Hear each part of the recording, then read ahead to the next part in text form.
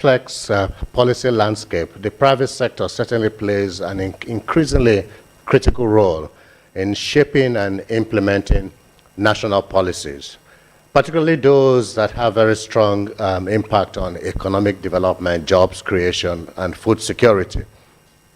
And yet, that engagement between think tank, between governments, development partners, and the private sector remains fragmented and often unstructured, which therefore limits the potential for effective partnerships that can drive that meaningful policy reform and implementation that we need. Some of us have very strong biases against the private sector. In many situations, the private sector is seen as evil. The private sector is seen as that sector that believes only in profits. We conveniently forget that the private sector pays taxes, creates jobs, but yet we think, oh, they make too much profits. And so engagement with private sector is, we always find the private sector missing in action. But I think, and that also means they don't usually find a seat on the table. They are not invited. They're usually seen as afterthoughts. They're invited to some of these meetings as mere afterthoughts. But there's a growing recognition that the private sector involvement is vital, not only in creating market and investment opportunities, but also in grounding policy through evidence-based approaches.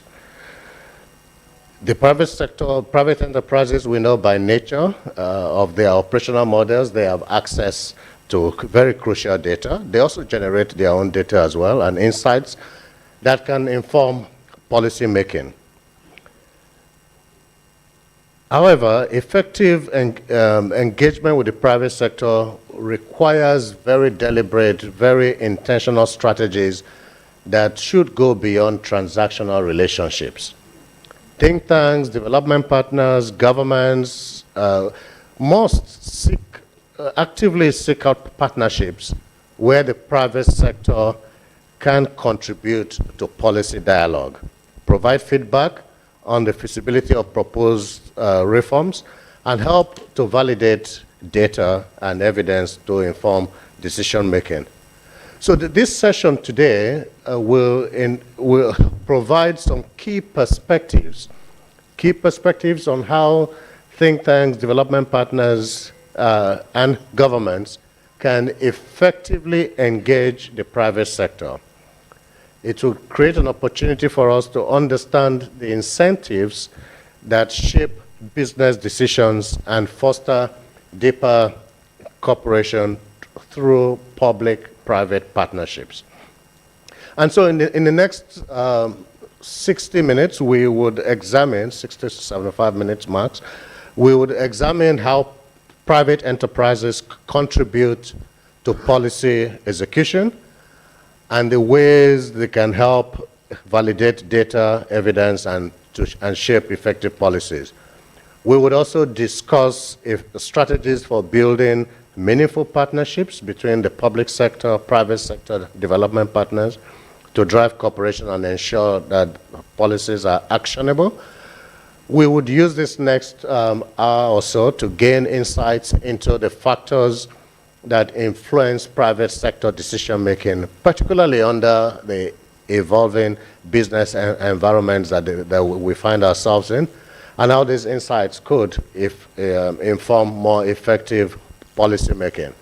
And lastly, we would share success stories and best practices of effective private sector engagement in policy development and implementation, particularly in sectors such as agriculture, manufacturing, and finance.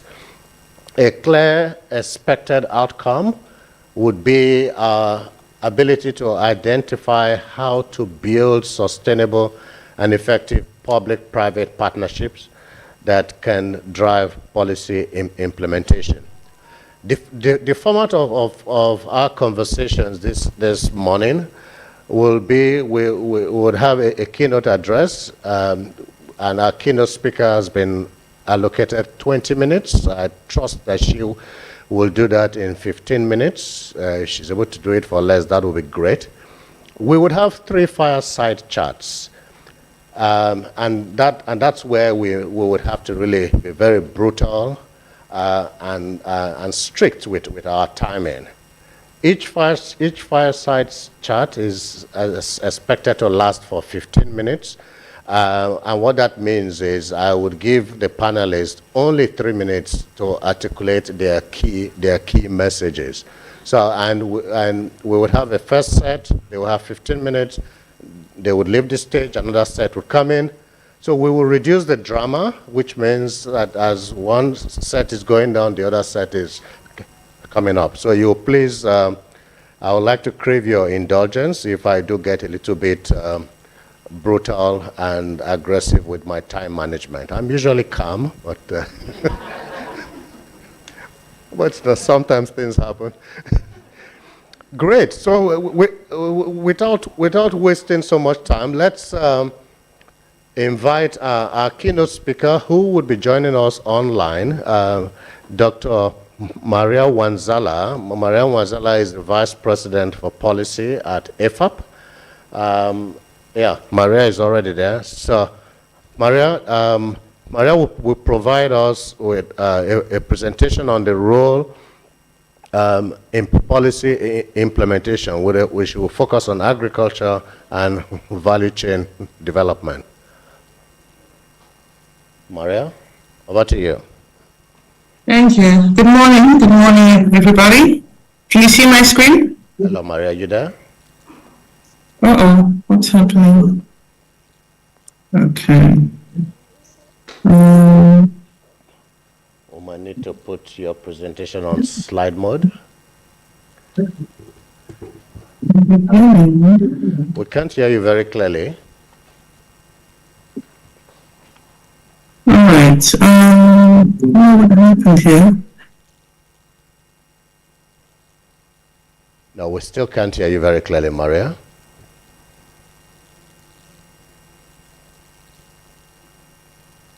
Our IT colleagues, can you please handle this? Maria, you can try again.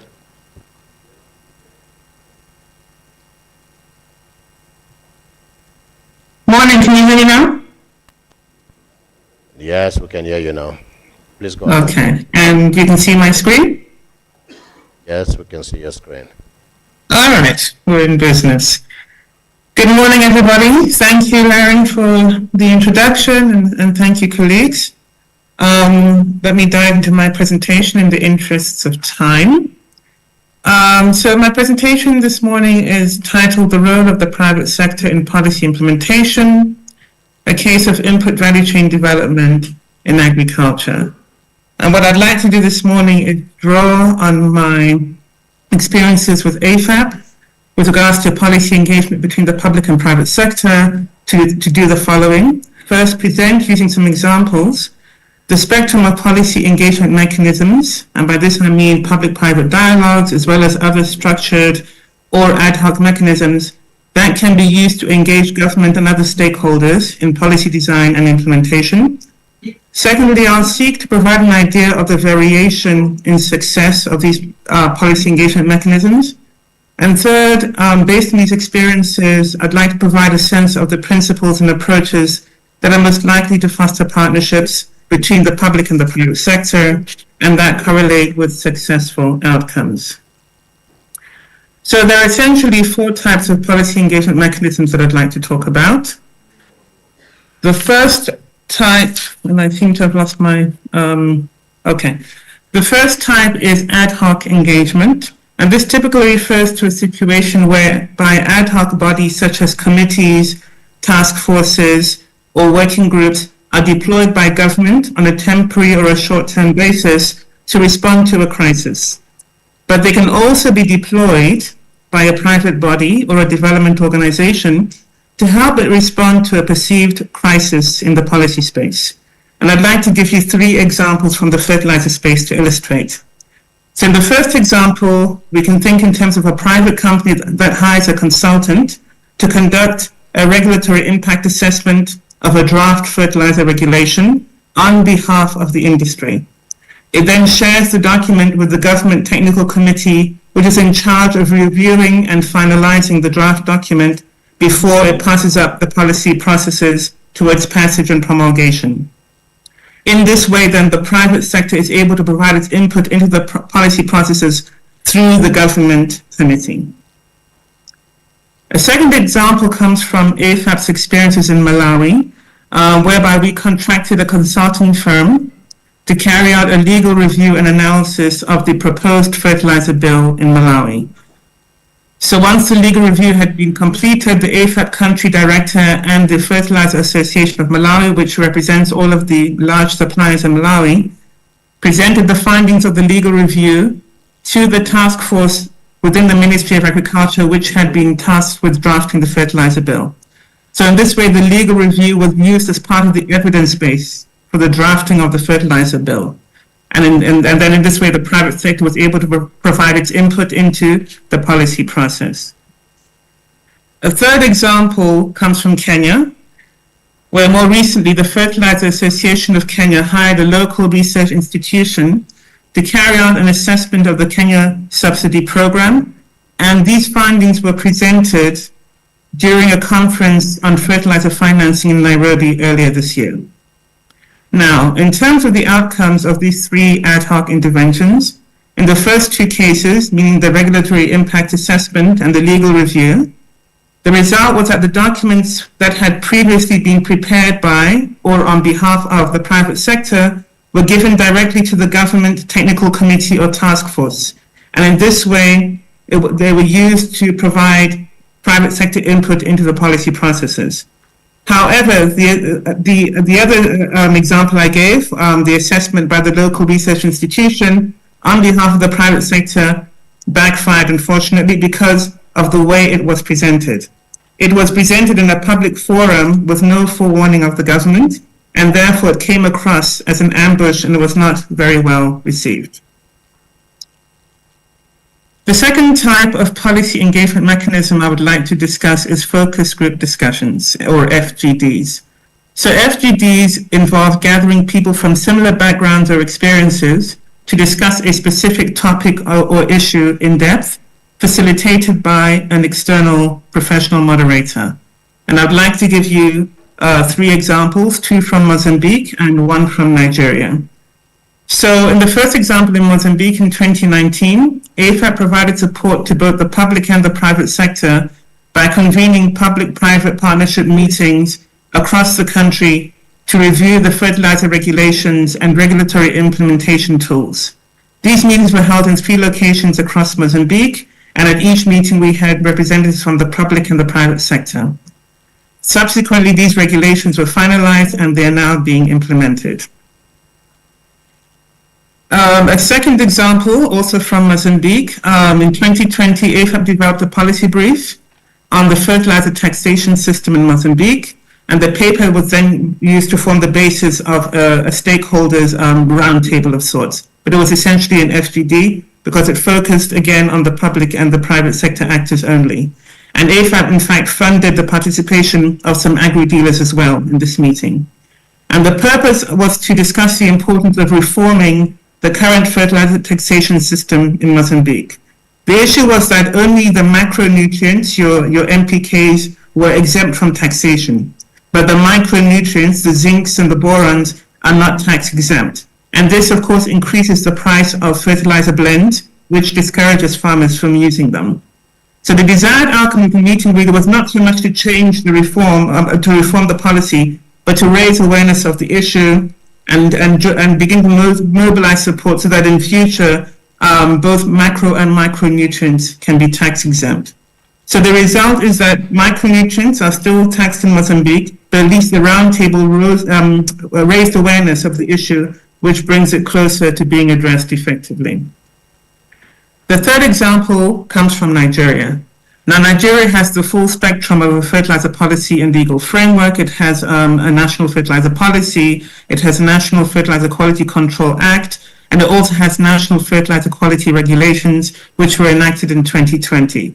And what AFAP did was actually to facilitate private sector input into the regulations by convening 15 focus group discussions of private sector actors across the country to raise awareness about the regulations and to enable them to provide their input. And then we then convened a stakeholder workshop of sorts to synthesize and validate the outcomes of the focus group discussions, and so that they could then be integrated into the final regulations. So the outcome of these FGDs, in essence, were to increase awareness about the regulations among the private sector, to enable the private sector to have some input into these regulations, and then also to raise awareness of outstanding issues, such as the fertilizer taxation issue, which bodes well for the future in terms of having these issues addressed. The third type of policy engagement mechanism I would like to discuss is more formal stakeholder workshops. And these are typically convened to facilitate input from a broad range of stakeholders, including the private sector, on a draft document which has preliminary findings and recommendations. So for our purposes, these sort of documents could be a revised fertilizer policy, or a fertilizer bill or regulations. It could be a proposed change to an existing regulation, or it could be a proposed change to an ongoing program. For example, if the Ministry of Agriculture wants to redesign the subsidy program. So the desired outcome would then be consultations to sensitize the public, raise awareness, and then possibly even validation of the revised policy, regulation, or program.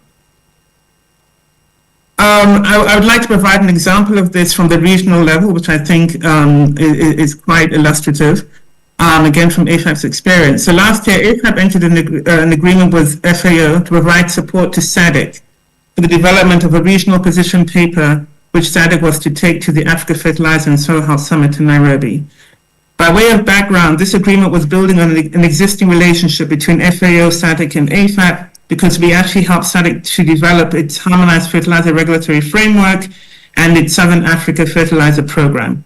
And that Southern Africa Fertilizer Program has actually been approved by the SADC Ministers of Agriculture as the Fertilizer and Soil Health Framework for the implementation of the Africa Fertilizer and Soil Health Action Plan. So back to the regional position paper. Following a meeting of the senior leadership of AFAP, SADC, and FAO, AFAP developed SADC's regional position paper in the following manner. It was a highly consultative process. So first we held virtual consultations with stakeholders from the private sector, public sector, civil society, including farmers' organizations, as well as development partners, to get their input on the degree of alignment between the Southern Africa Fertilizer Program and the Africa Fertilizer and Soil Health Action Plan. And then in October of the same year, the SADC Secretariat convened an in-person meeting or stakeholders workshop in South Africa to obtain input to prepare the regional position on the Africa Fertilizer and Soil Health Action Plan. And then after the meeting, the regional position paper was drafted by AFAP using input from the meeting in close collaboration with SADC and FAO, and submitted to SADC for final approval. So the outcome of this regional process then, highly consultative, is a regional position paper for SADC on the alignment between its Southern Africa Fertilizer Program, which is its regional soil health and fertilizer framework, and the continental framework, which included input from the private sector. The fourth type of policy engagement mechanism I would like to discuss is more formal public-private dialogues. AFAP organizes, convenes, and facilitates these dialogues, PPDs, and this is where industry, government, and other stakeholders such as civil society, academia, etc., can meet on a regular basis in a structured manner to identify and resolve policy and regulatory constraints to fertilizer market development. And the purpose is to really promote inclusive policy making and to catalyze policy and regulatory reforms. So I'll give you two examples. First, one from the national level and one from the regional level. So at the national level, last week, November 21st in Nairobi, AFAP co-convened a public-private dialogue in Kenya in collaboration with the Fertilizer Association of Kenya. This PPD was actually convened at the request of the Cabinet Secretary of Agriculture because he wanted to hear evidence on the effect of the subsidy program on the private sector and dialogue with the private sector and other stakeholders on how the subsidy program could be implemented with more private sector involvement. In terms of the outcomes, they were actually very promising. And some of the key ones are as follows. First, the Cabinet Secretary informed the Agri-Dealer Association of Kenya that he will be reaching out to them to include them in the subsidy program for the next season. Secondly, the Cabinet Secretary committed to facilitate discussions between the Ministry of Agriculture and the Fertilizer Association of Kenya to explore how blends can be incorporated into the subsidy program. And this is very significant because the private sector in Kenya has invested a lot of money in blending facilities over the past 8 years, but these investments have been threatened by the subsidy program because the blends were not included in the program. Specifically, the industry invested in 8 blending units and 2 granulation plants over the past 8 years. But many of those facilities are now operating at around 15 to 20% of their capacity. So this is a very significant development if indeed these blends will be included in the subsidy program. And then thirdly, the Cabinet Secretary actually emphasized the importance of public-private dialogues in the implementation of effective fertilizer programs for Kenya. And then I would also like to give you an example of regional PPDs. Between December of 2022 and April of 2023, AFAP carried out needs assessments of the private sector in East, Southern, and West Africa to gain insights on how to support increased domestic private sector investment and engagement in the fertilizer value chains. We then organized 3 regional public-private dialogues to share the findings and recommendations from the assessments with the governments, the regional economic communities, development partners, and other stakeholders. So these regional PPDs were actually very well attended by both the public and the private sector, and they were formatted in such a way that the private sector presented its position, and then representatives from the government and civil society responded. So the outcome was 3 regional private sector position papers, which were endorsed by the stakeholders at the meeting. And these papers outline some of the key challenges to increase private sector investment and engagement in fertilizer value chains in Africa. They outlined the market and policy constraints that negatively impact fertilizer value chain operations. They also talked about some of the some of the most effective strategies that are used by the private sector to mitigate risks and increase their investment and engagement. And then they also talked about private sector views on the kind of support that they would like to have from the various quarters, the government, the regional economic communities, development partners, and donors. So in terms of the outcomes of these PPDs, I would say they're as follows. First, the Kenya PPD was very successful and effective in convincing the government of the need to take action on issues that are of concern to the private sector. Secondly, the insights that we gained very valuable insights on private sector needs at both the national and the regional level, and many of these insights were actually drawn from the stakeholders who attended these PPDs. And then again, these policy engagements raised awareness not only of issues at the national level, but also at the regional level. So then, drawing on these 4 types of policy engagement mechanisms that I've talked about, the ad hoc engagement, stakeholder workshops, focus group discussions, and PPDs, what lessons can we distill regarding the key elements of a successful policy engagement mechanism? I would say that they're as follows. The first step involves identifying emerging issues that are negatively affecting the fertilizer value chain. The second step is to conduct research to gather evidence and provide a solid foundation for policy engagement. And this evidence-based approach then ensures that the discussions and recommendations are grounded in reality and can lead to practical solutions. The third step is to decide on the most suitable platform or fora to share the information and findings. This can be one-on-one meetings with government, technical committees. There can be more structured meetings with specific groups, such as the focus group discussions, or more formal stakeholder consultations or PPDs, which bring together a larger group of stakeholders. And finally, the fourth step then is to monitor and report on progress in the implementation of the agreements from these meetings, preferably on a quarterly or at least a frequent basis, to maintain momentum and to help to refine the strategies and ensure that these meetings lead to tangible improvements in the input value chain. So then, and then this is my last slide, moderator. What are the fundamental principles for successful outcomes for policy engagement of the private sector, of the government by the private sector, I should say? I would say they're as follows. First, we must have transparency and trust. This is the first port of call. There should be direct communication by the private sector to the government to share its concerns and to share its evidence.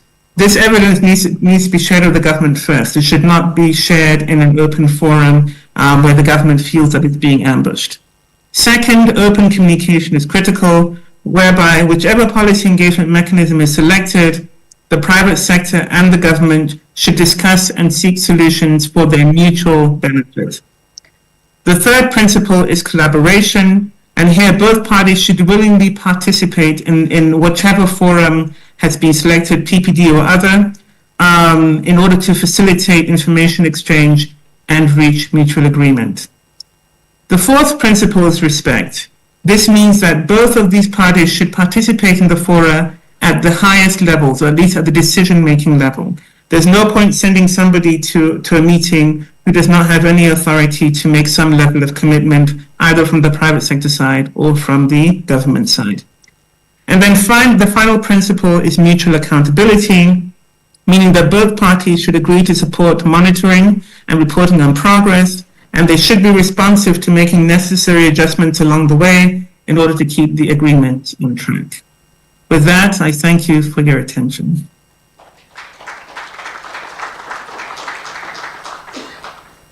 Thank you so much, Maria, and thank you for keeping to time. I mean, that was very practical, very, excellent presentation.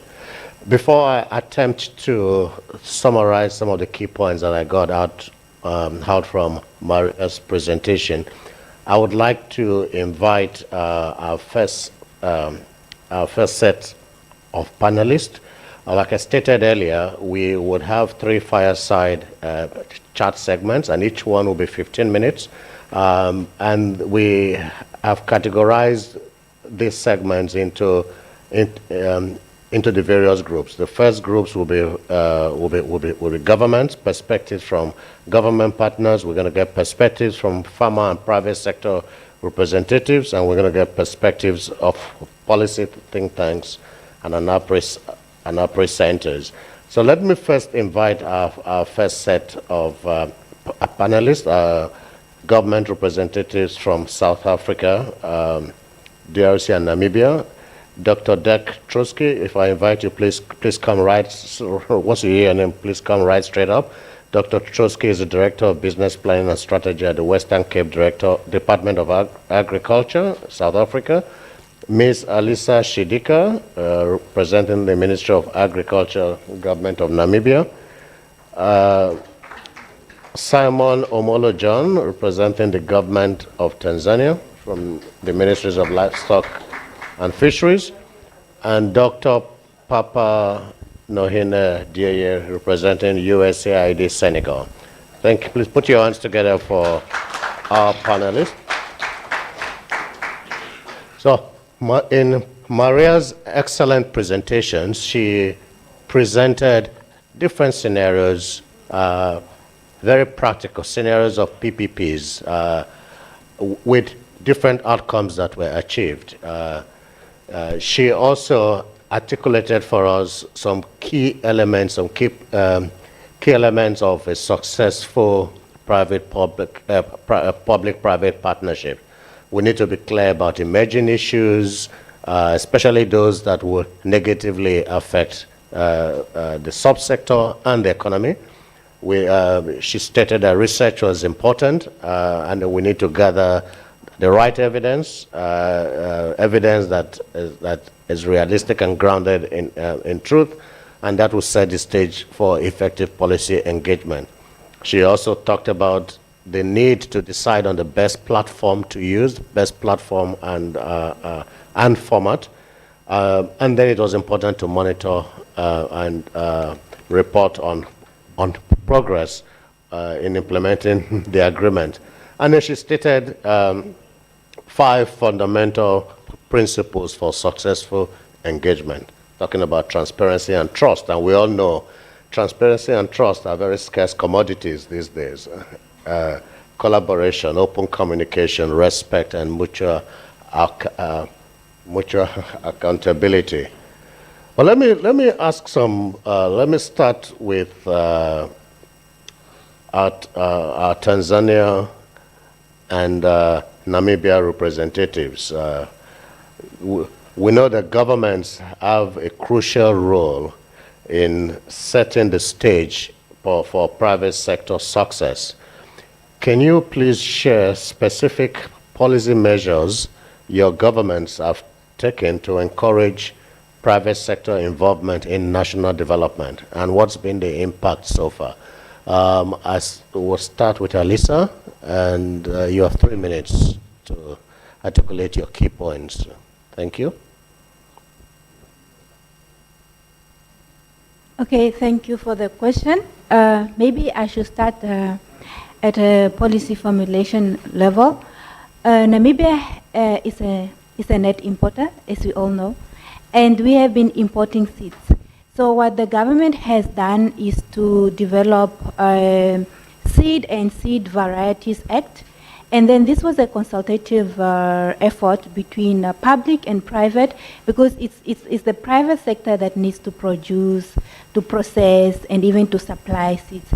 So as we speak, we have Act number 23 of 2018, Seeds and Seeds Varieties Act, and then also regulations have been developed, and this was really a joint effort between public and private sector.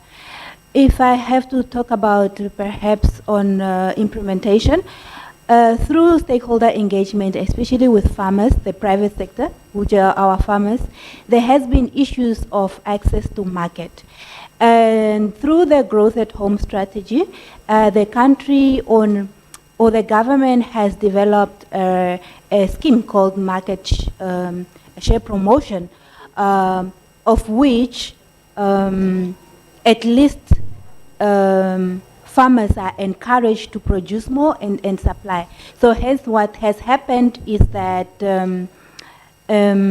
farmers, there's a moratorium to say if you want to supply, like for traders, fruits and vegetables, you have to solicit or you have to source a certain percentage from the local market or domestic economy for you to trade. So in 2012, we had a market share promotion standing at around 35%, but as you speak, it's about 47%. So that encourages our farmers, especially the small scale and the medium scale farmers, to produce, because they have a guaranteed market. So I thank you. Thank you so much. Please, can we applaud Alisa? Alisa, she basically talked about a clear policy developed by the government of Namibia that recognized the role of private sector, recognized the importance of developing a market share promotion policy, which resulted in increase in domestic market opportunities for farmers in Namibia. Thank you so much for that. Tanzania, do you have any similar experience to share with us?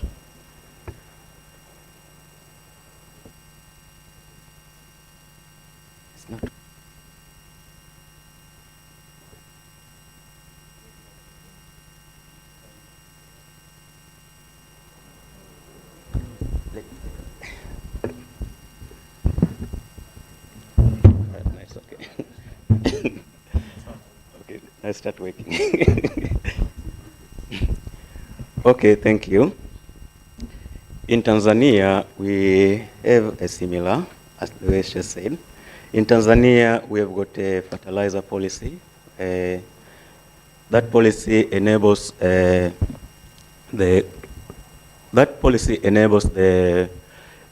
government together with the private sector to cooperate in the supply of the fertilizer up to the farmers level.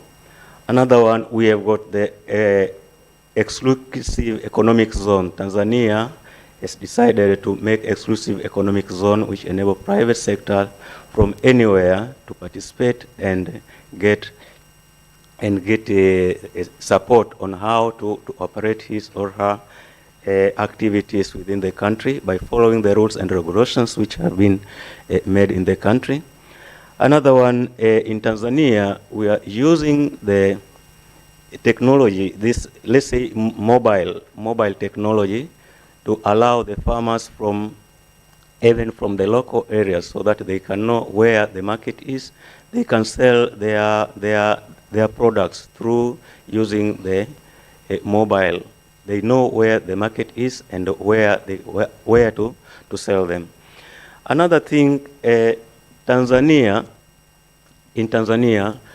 we normally encourage private sector, since we know that the private sector is the engine of development.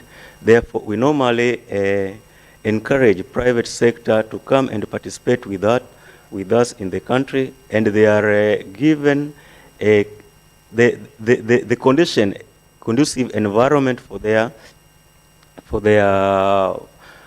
activities, in which we provide water supply, electricity, and so forth. They are assured that whenever they invest in the country, then their investment will not be in vain. They will make profit, and at the same time, Tanzania will benefit from them through getting employment, getting tax, and so forth. Thank you.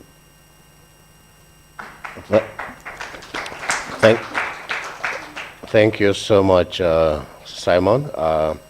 Certainly, your government has been creating the enabling environment that makes it attractive for private sector companies to invest and participate in national development. Thank you so much for those points. Let's move on to South Africa. Dek, you are in the Western Cape, and for those of you who know South Africa, the Western Cape is seen as the blueprint of what provincial or state governments should do. Things are done so well always, to the extent that sometimes we think that it's a different country completely. So Dek would like you to provide some insights into how the Western Cape's government, how you partner with private sector. How have you successfully partnered with local businesses to drive economic transformation, and what lessons can other regions learn from your approach?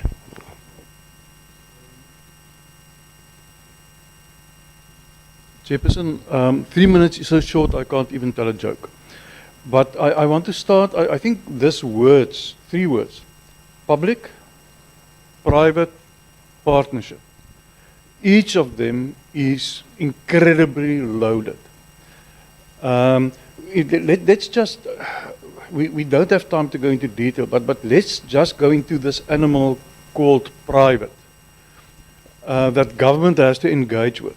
What does that mean in the Western Cape? In the Western Cape, we've got 6,800 commercial farmers. We've got 9,000 odd smallholder farmers. That was 12 o'clock last night when we counted. You know, so that is the private. But then we've also got other businesses, agribusinesses, you know, is playing in our space. So given that magnitude, when one talk about the private and government, we can either enter into an agreement or work with an individual, or we need to work with a collective. And the collective, for instance, the deciduous fruit industry or the wine industry. Okay, so that's the one divide between individuals and between organizations. Then we must also look at the intention of the private sector. It can either be a lobbying activity, or it can be a rent-seeking activity, or it can be an attempt to force government to create an environment within which business can do business. And let's be honest about that. The function of business is to do business, to make a profit. If they don't make a profit, they can't create jobs, they can't produce food and things like that. I think that is the distinction we need to make, and we need to understand that. And I must be very honest with you, that I think in South Africa and the Western Cape, we are not very good at facing lobbying activities. That is strange to us. Either lobbying of individual business, because that happened. You know, there's individual that say, why did we not get a particular grant or not? Or of an industry. And in South Africa, the poultry industry is extremely effective in lobbying. And you see that government don't really know how to manage that. I think that's the one thing. Now, how do we try to manage that? And that is to achieve government's objectives. I think one of the important things is to bring private sector, and quite often then the representatives of private sector, into the fold at the very start of a project. For instance, land reform and support to land reform is extremely important in the Western Cape. So there we've got a commodity approach where we work with commodities to get the solutions that we want. Simple example. If government go to a nursery and say, listen, we want to support a farmer to establish 10 hectares of peaches. The nursery will look around, and there in the corner there will be some old dry peaches, you know, that's close to dying. And they say, okay, you are government, we will sell you this at a premium, not even at a discount, at a premium.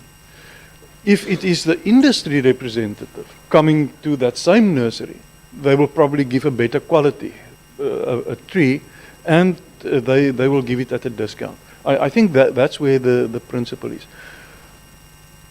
That everything said, well, what we do is there are certain things that we work with the private sector where we have got agreements, and an agreement is not an agreement if it's not signed.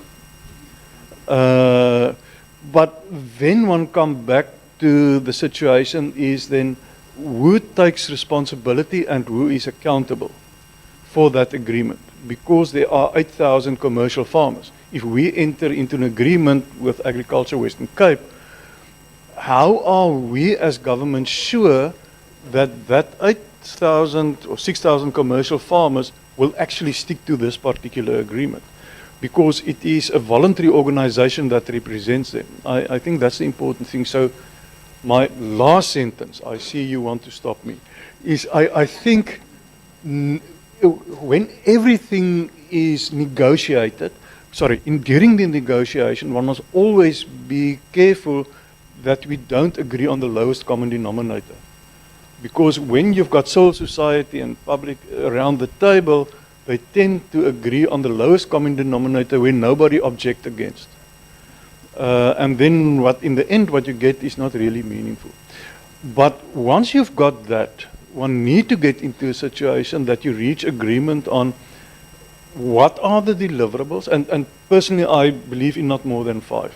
What are the deliverables? In other words, it must be clear what is going to be delivered. How will you know that has happened? The second thing is who is responsible for that, and not the Department of Agriculture. It must be a name. There must be a name that's responsible for that, to do that. The third thing is by when. The fourth thing is where's the money going to come from? That is something that we do not often think about. You know, where's the money going to come from? And the fifth thing is obviously the deadline, by when. And there I'm going to stop. Thanks. Please put your, thank you so much, Dak. I like the fact that you recognize that you don't like being pressured by lobby groups, and that puts you in a situation where you proactively engage private sector partners right from the very beginning. Thank you so much for that. Let's move on to Dr. Papa Deer. Dr. Deer, would like you have been deeply involved in Africa's agricultural space. What lessons have you learned in supporting private sector investments with national and regional policy objectives? What has worked and what has not worked? Thank you, moderator. I'm gonna give a health break for my friends colleagues, so I'm going to move in French, talk in French. So, because I see since the beginning they have their headphone. Merci beaucoup, Monsieur le modérateur. En ce qui concerne les questions de la place du secteur privé au niveau des agricultures africaines et comment influencer les politiques d'une manière générale, il faut reconnaître qu'il y a un changement de paradigme. Moi, je parle basé sur mes 16 ans de recherche sur les politiques avec l'ISRA et puis mes 15 années avec USAID supportant les politiques. Il y a un changement de paradigme. Parce que quand on parle de partenariat public-privé, ça implique beaucoup de choses derrière. Pourquoi il y a un changement de paradigme? Quand on avait de nos indépendances jusqu'aux politiques d'ajustement, on parlait d'État régalien. C'était l'État qui pilotait, qui mettait ses ressources, mettait les financements. C'est l'État qui décidait de pas mal de choses. Mais depuis 30 ans, quand même, nos États ont de plus en plus besoin des ressources du privé, de l'argent du privé. Si on a besoin de l'argent de quelqu'un, comme le privé n'est plus un reform taker. Il doit être un reform driver.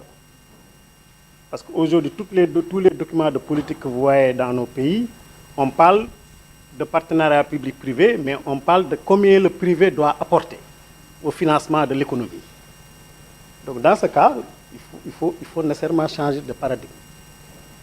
Et c'est pourquoi ce changement de paradigme nécessite pour nos États d'apprendre comment s'engager avec le privé. Ce n'est pas évident. Nos administrations, jusqu'à présent, ont du mal à changer de mentalité sur comment s'engager avec le privé, quand s'engager avec le privé, reconnaître les capacités du privé.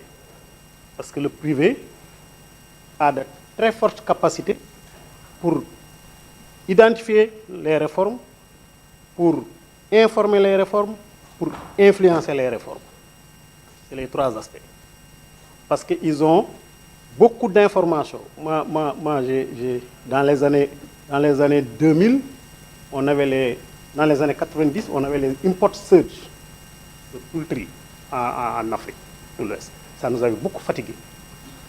En ce moment, nous, quand on faisait la recherche, c'est le privé qui nous a donné tous les argumentaires pour décider des mesures de sauvegarde.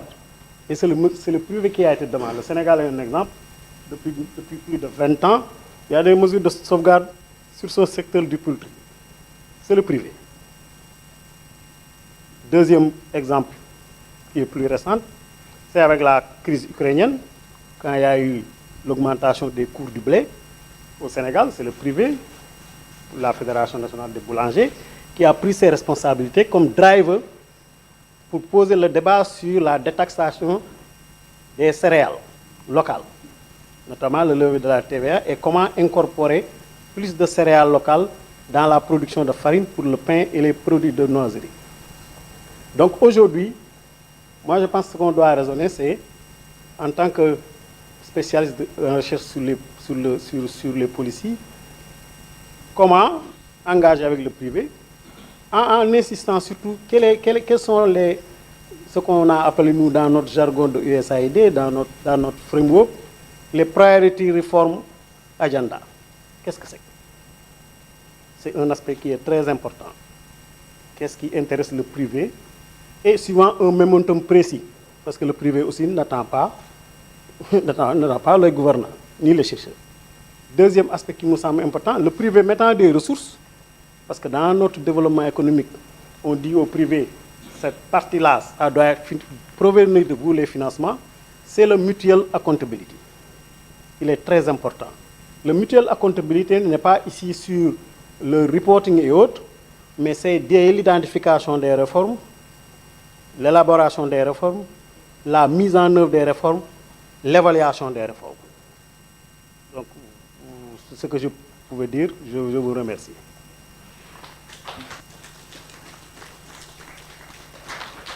Brilliant, brilliant. Thank you so much. I liked the fact that you clearly called out the fact that there's a paradigm shift, and the public sector recognizes the importance of private sector, and the need for us to rely a lot on private sector. But what I also like is the fact that you also called out that the public sector needs help. It is challenging for them to accept this paradigm shift at the speed and urgency that we require. Perhaps this might be a task for ANAPRI and its centers. How can you help in supporting and helping our public sector partners in this transition? And this is not just for Senegal only, this applies to all African countries. Well, thank you so much for that intervention. Let's go straight to the audience. I have 3 minutes, and we'll take 3 questions. We don't want any keynote address, just questions. Questions should be 5 seconds, just straight to the point. That's 1, yeah, 2, 3. I'm not seeing any female. I'm a gender supporter 4. Okay, and let's make that very quickly. Straight to the point, your question, your comment, and which of my panelists you would like to address it. Let's start with you, sir. Where's the microphone, please?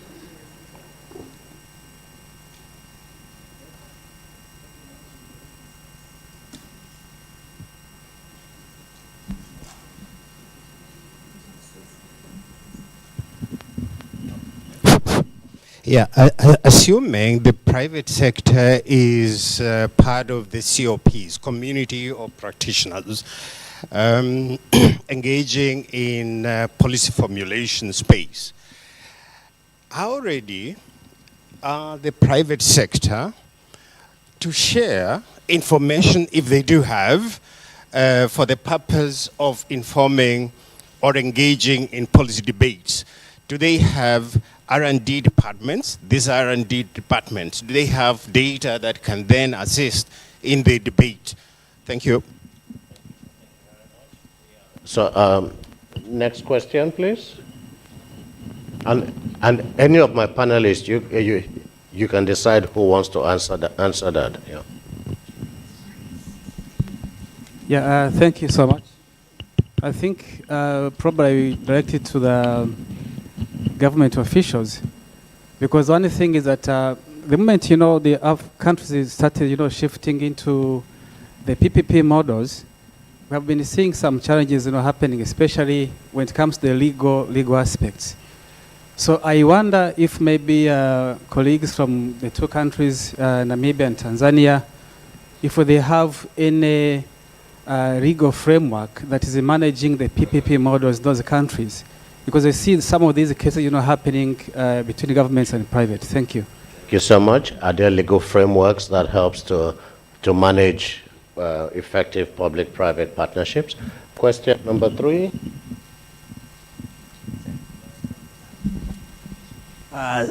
Thank you very much.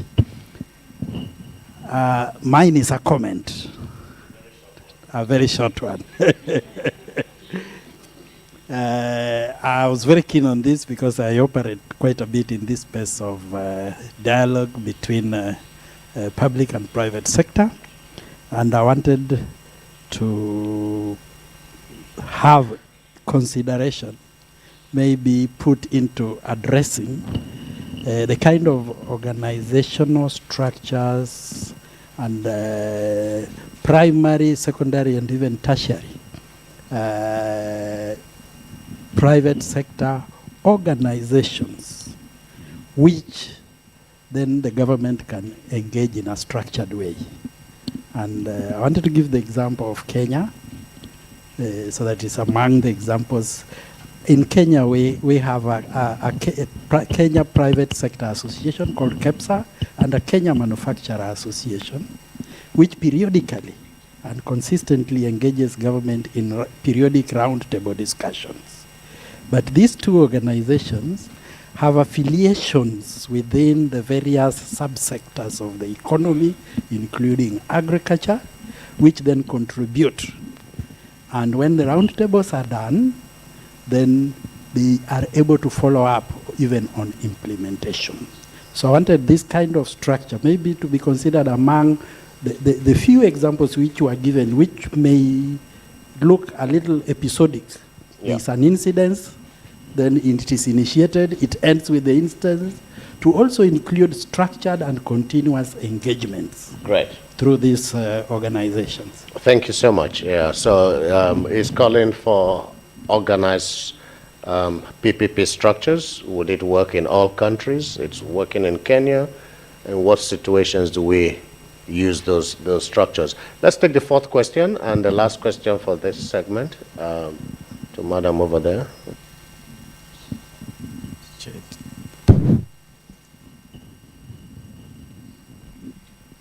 Merci beaucoup. Bonjour à tous et à toutes.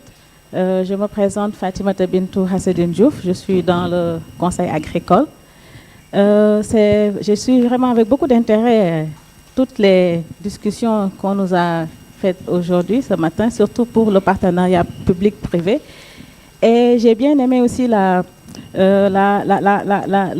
discours de Pape Nawin, que je salue au passage, sur le changement de paradigme et comment il faut l'idée ce partenariat public-privé drainé par le secteur privé. Parce qu'ici au Sénégal, surtout dans le cadre du transfert de technologie, nous avons du mal à aller à l'échelle juste parce que le secteur privé n'est pas vraiment engagé dans tout ce qui est développement, multiplication des variétés, pour ce qui est des variétés. Et là aussi, nous sommes en train de beaucoup aller dans le digital. Nous l'avons expérimenté, la digitalisation du conseil agricole, qui nécessite beaucoup de ressources et dont la pérennisation pose problème parce que le secteur privé, en l'occurrence les startups qui sont là, ont du mal à investir. Donc le comment vraiment il faut mettre en œuvre ce partenariat public-privé pose problème. Donc c'est vraiment ça que je voulais partager avec vous. Et s'il y a des pistes de solutions, parce que nous avons des programmes qui sont là et que nous allons mener dans les années à venir pour essayer de consolider et de mettre en œuvre ce partenariat public-privé-là. Certainement, on aura besoin d'assistance, c'est important d'avoir cette assistance-là, mais surtout, comment mettre en œuvre et pérenniser. Merci beaucoup. No, great, excellent questions there. How do we really scale up? How do we ensure that we are able to engage and help both sectors to actually meet each other? So let's, if you don't mind taking 1 minute each very quickly, if you have any contributions to make. Dek, you want to start, and it's open to the rest of you as well. No, I just want to comment on the sector, the private sector sharing information on that particular question. Again, it boils down to, are we talking about an individual company or are we talking about the collective? If we're talking about an individual company, it's quite often a board decision or a senior management decision, whether information will be shared or not, and there are specific reasons why they take that decision. Quite often it is then also in terms of rent seeking what they do or not. In terms of the collective, we must make a distinction between established representative organizations that's been coming on for, in the case of South Africa, for 100 years. And on the other hand, you get some fly-by-nights that pop up and say they represent a particular sector, like family farming or whatever. In my experience, the established guys, there are a long-term relation that has been established with them, and a trust relationship. And those are also the guys that, you know, in the paper, quite often there's somebody that's got a particular idea, they run with it, and they've got the cat by the tail. And then it is very useful if the established organization or representation of farmers come in and say, no, you've got the cat by the tail, this is the true story. Yeah. But on the other hand, you know, sometimes you get people that is not that established with whom that trust relationship has not been established. And then quite often they are not prepared to share information. But normally the established guys are the guys that are going the extra mile to get the information and put it on the table and are aware, because they are long-term in the game. They won't try to twist the information to suit their benefits. Because they know 10 years from now, there will be another crisis, something else where they have to put information. Will that information then be trusted? Thanks. Thank you, Dak. Who wants to go next? Simon?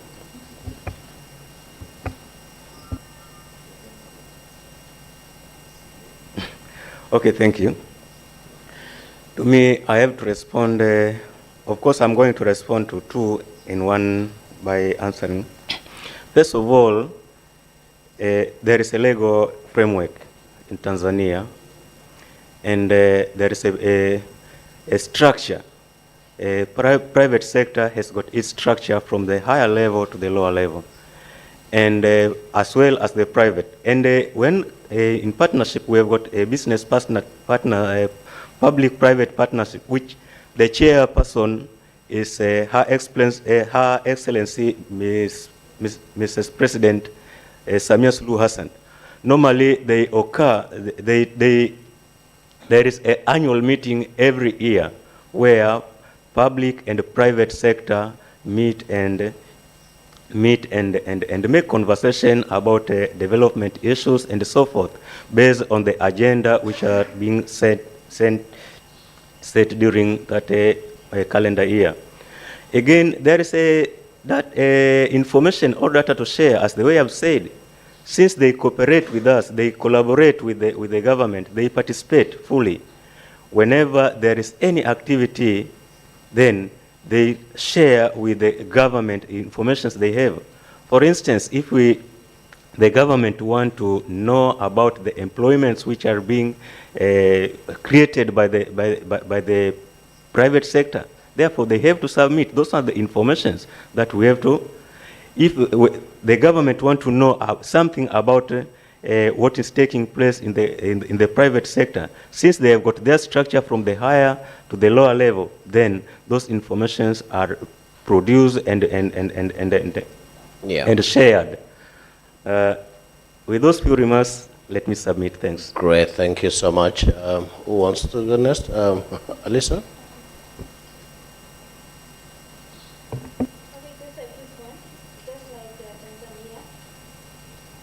Okay, just like Tanzania, Namibia also has a structure.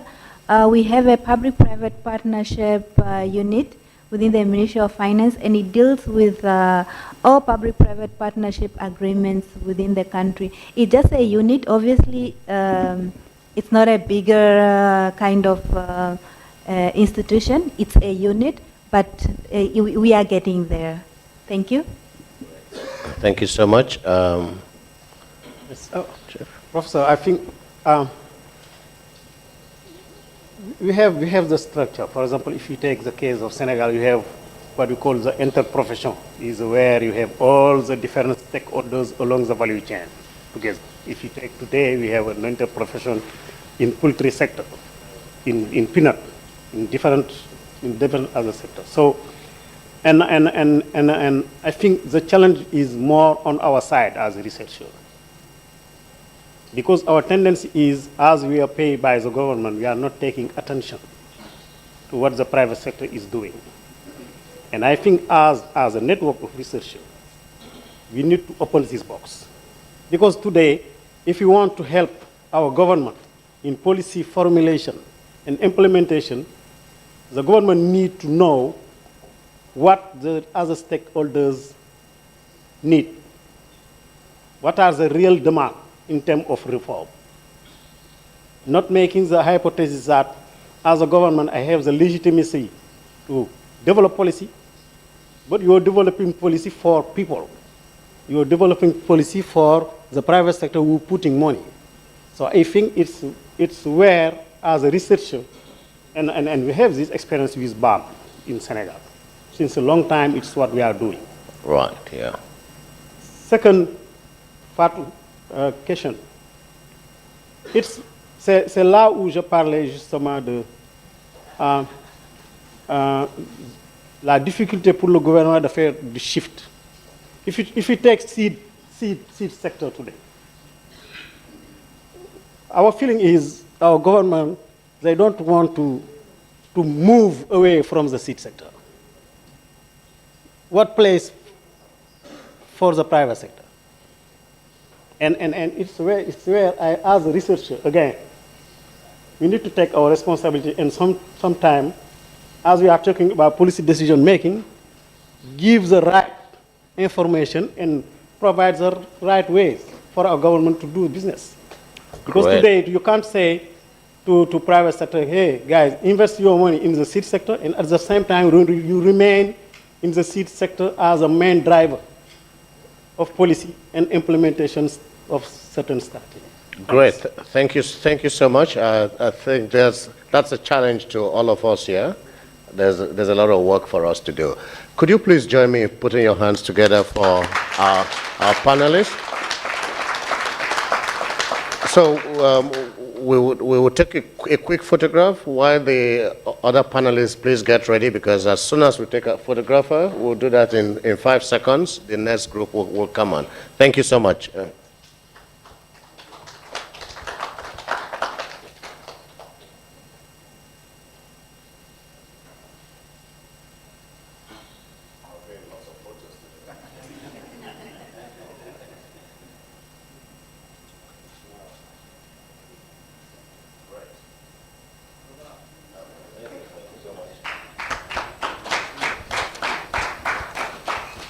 Great. So let's invite our next set of panelists, and these are colleagues that will share their perspectives from the pharma and private sector angles. I'd like to invite Mr. Jaimebo Tuagirayezu. Apologies if I am not pronouncing your name properly. He works for the Pan-African Farmer Organization Rwanda. Is he here? A colleague from PAFO Rwanda, Jaimebo Tuagirayezu. Mr. Aruna Dio from LDB had to leave, but he will be replaced by Dr. Ndeye Faye. Well, that's the information I got here. That for the last first, or for the last one, okay. So is he here, Mr. Haraya Dio? No, okay, all right. So we'll carry on. Dr. Sheikh Sadibou Fong, representing IFDC. Mr. Bruce Kasitu from ISDA. So do we have just two folks representing? We have a private sector rep here. We have anybody from a farmer organization that can join? It will be a very brief conversation. Tinashe, you can come. Tinashe is from Sakau. Okay, well, thank you, Tinashe. Thank you. Let's put your hands together for Tinashe. Okay, we'll make this very quick. I mean, you guys know the rules. Huh? So we know that the let's start with Bruce, right? Bruce is with ISDA, and this is a question also for you, Sheikh, as well. So both of you would attempt to address this question. The private sector is expected to provide its own thinking around the role of private companies in the implementation of policy, and how this role can be expanded to support some of the priorities that form part of government's mandate. And so the key question is, you have been deeply involved in Africa's agricultural space. What lessons have you learned in aligning business goals with national and regional policy objectives? To be nice for you to share what has worked and what has not worked.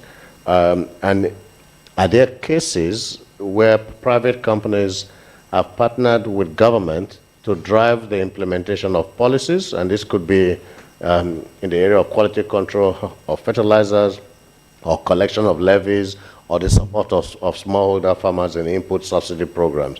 If you could share some of these examples, that would be great. Who would like to go first? Bruce, do you want to go first? And you have 3 minutes, please. Yeah, thank you very much. I think before we even get into the detail, listening to a conversation about public-private partnership raises a few concerns because I've been listening to what public-private partnership is. And most of the conversations that I've listened to here allude to public-private engagement and not partnerships, because a partnership is long-term.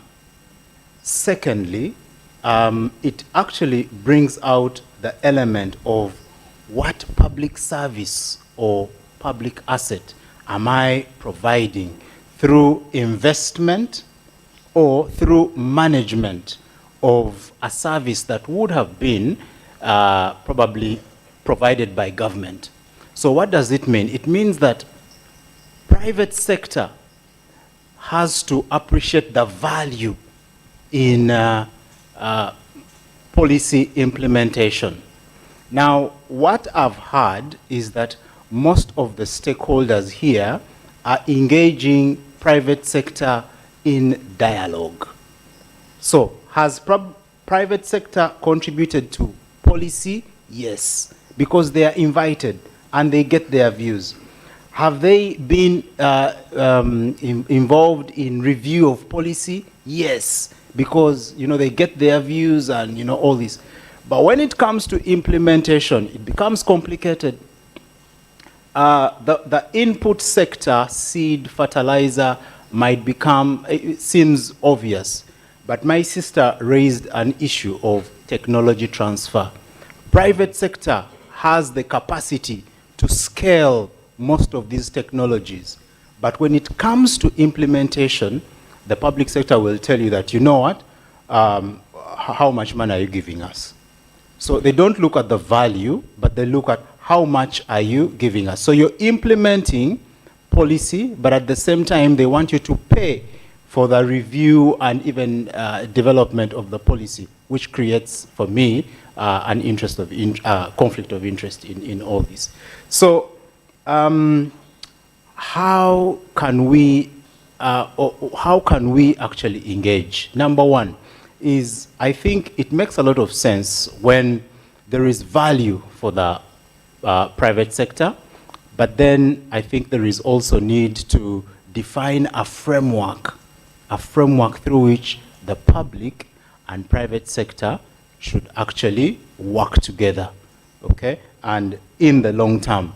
And one of the challenges that we've also, that at least we have encountered in terms of policy implementation is that you work with some of the public sector, and along the way, even the development partners come in and they create a competition, okay? So I think a competition in terms of financing what the private sector is doing instead of partnering in long term on how can we actually engage. I'll stop there for now. Please put your hands together for him. Your last comment provides a segue for an implementing partner who comes from development agencies to actually chime in here. So Sheikh, do you compete with private sector, or do you come to complement what they bring to the table? Since time is scarce, I had so much to say, but that's why I didn't take my notes. I will take just one example to share with you, but I will switch in French because my former director told me you have to speak in French. And my former director is the one who organized this event, Dr. Assou. So I will follow your guidance and switch to French. Ok, since time is scarce, je vais parler en fait comme Larry vient de le dire, d'un point de vue d'une organisation publique internationale qui est l'IFDC. Donc déjà, je vais dire, qu'est-ce que nous faisons avec le secteur privé? Parce que l'IFDC, en fait, en étant une organisation publique internationale, offre un appui, disons, de 360 degrés pour ceux qui font de la géométrie. C'est-à-dire qu'on travaille avec tout le monde. Travailler avec tout le monde, c'est avec le secteur privé, la recherche, les gouvernements, etc. Donc ça, c'est une chose. Maintenant, qu'est-ce que nous faisons avec le secteur privé? C'est de les appuyer. Déjà dans le management, les appuyer dans l'environnement à développer leur marché. Maintenant, je vais être plus concret à travers l'exemple d'une étude que nous avions faite quand j'étais au BAM pour le compte d'ANAPRI. On va prendre l'exemple du programme de subvention des engrais au Sénégal. Bon, l'analyse que nous avions faite, c'était que le secteur privé s'est approprié ce programme. Et je pense que c'est la même chose dans beaucoup de pays. Le secteur privé a hérité, c'est un autre schéma un peu différent du paradigme, c'est approprier le marché, je veux dire fournir les semences, fournir les intrants, etc. Donc ça c'est une chose, c'est un point positif de fait que le secteur privé des engrais, non, autant pour moi, le marché des engrais, c'est le secteur privé qui se l'est approprié. Maintenant, dans notre analyse, il y a un autre problème.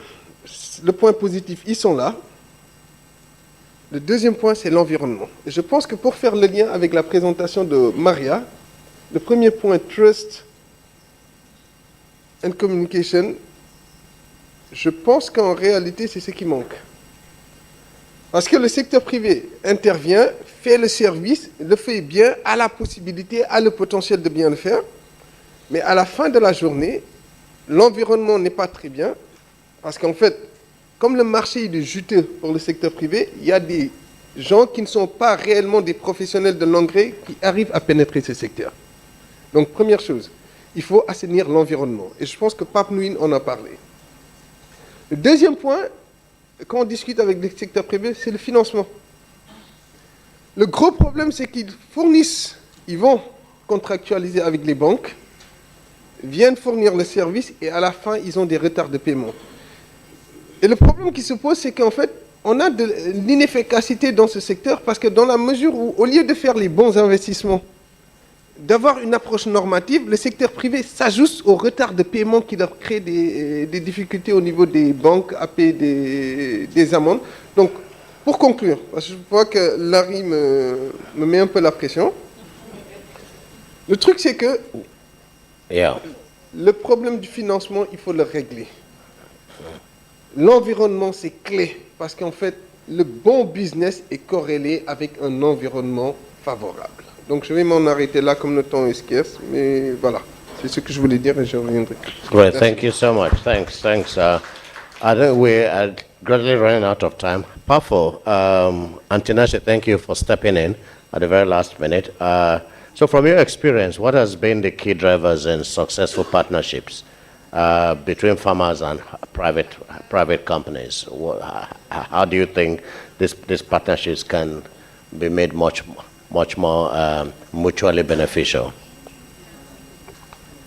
Thanks, moderator. Quite an ambush by Tinashe, but yeah, I will try to address a few. Maybe a few things that I want to say before I get to the question. Very often, farmers or farmers' organizations have been viewed, or they are still being viewed as beneficiaries of all these processes. But what I think is actually that farmers' organizations, I mean, as an umbrella body representing farmers, are actually an important stakeholder, especially in conversations to do with policies or partnerships. Then the other thing that I also want to say that we are focusing, or developmental agendas are focusing more on maybe putting money into the agricultural sector and all that, but I think there's so much value that can be unlocked by even taking all the money that is going into the agricultural sector and driving backbone infrastructure development. We have farmers that are staying in far-flung places and they are producing a lot of agricultural commodities that are rotting, and we heard this morning about greenhouse gases that are coming from food losses and all that. So maybe there's need for some kind of paradigm shift and say, let's take money that we are putting in supporting farmers and go and make roads and infrastructure and other backbone infrastructure like ICT that can unlock a lot of value, and farmers can actually start to find themselves getting to the markets. Maybe getting back to your question, yeah, the relationship between the private sector and farmers is mainly very, I would say, is very unfair in the sense that farmers are always price takers. They don't really they don't have that muscle or capacity to actually impose themselves and say, this is what we want. We can take examples of inputs such as fertilizers and all that. Recently we had a conference where we were looking at the impact of the projected climate change by the IPCC in Southern Africa. And what we heard there was that the focus is more on farmers and farmers' organizations just being participants. And maybe that's why PAFO is not even here. It's like when you want to maybe abuse farmers, that's when you bring them in. When you want to use them as a market, that's when you start to think that they are an important stakeholder. But very often they are left out in all these conversations and all that. So the policies that are eventually put in place are really not talking to the needs of them, especially smallholder farmers. And they are the majority, especially when you go to Southern Africa. And I think many other parts of Africa as well. So the relationship arrangements should really start to change. Yeah. If you are going to unlock a lot of value from agricultural production and other related issues. I'll stop there. You said you are brutal when it comes to time. So. Thank you so much for rising up to the occasion. Again, he has actually added to the to-do list for ANAPRI centers. There's a lot of work you can also do in creating that win-win situation between private sector and the farmers. Please put your hands together for our panelists. I will not take any questions from you guys now because I need to bring in the last set of panelists. And so thank you so much. The picture? Okay. Yeah.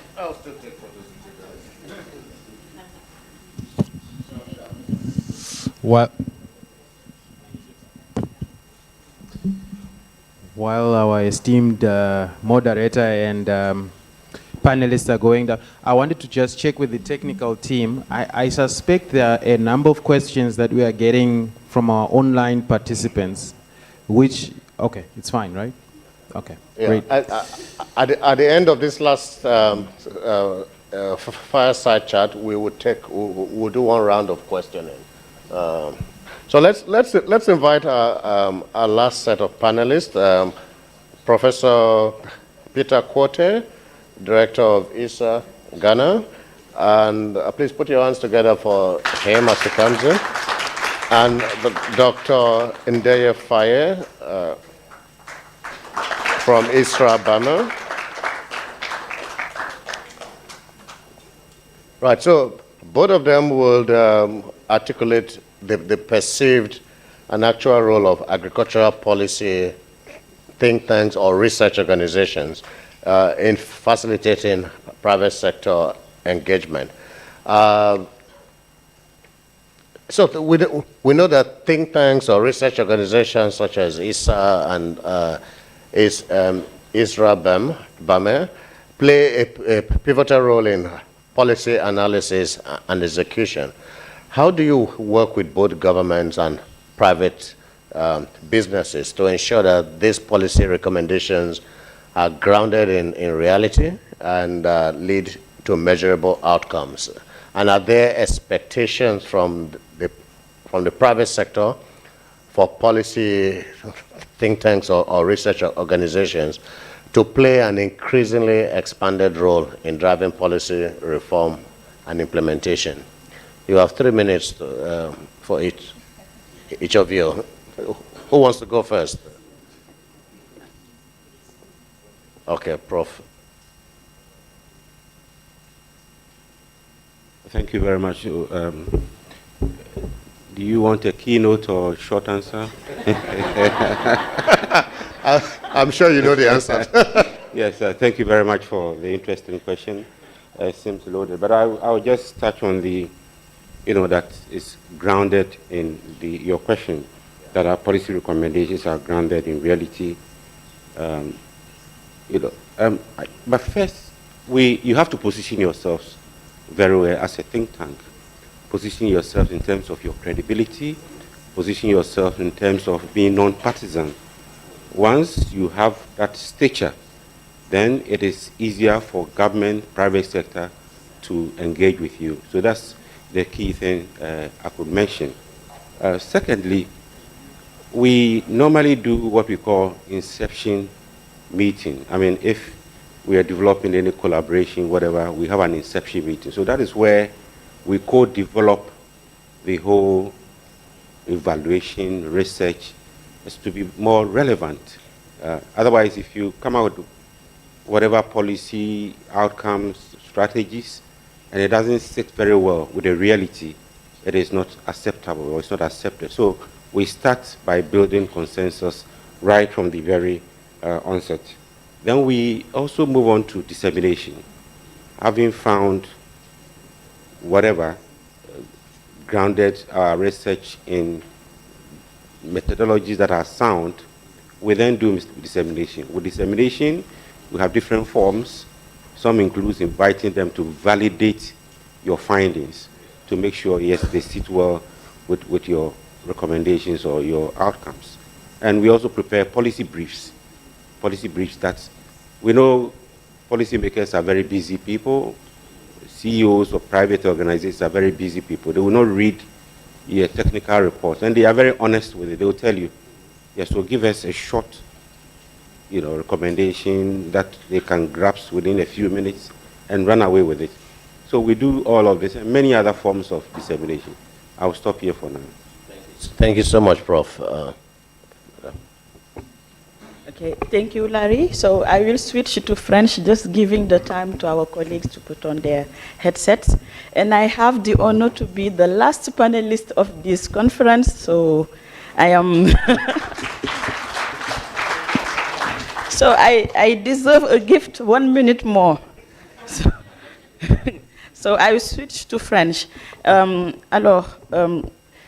Je pense que mes réponses seront structurées comme le professeur Peter Quarté. D'abord, comment on engage le gouvernement, le secteur privé dans nos activités de recherche.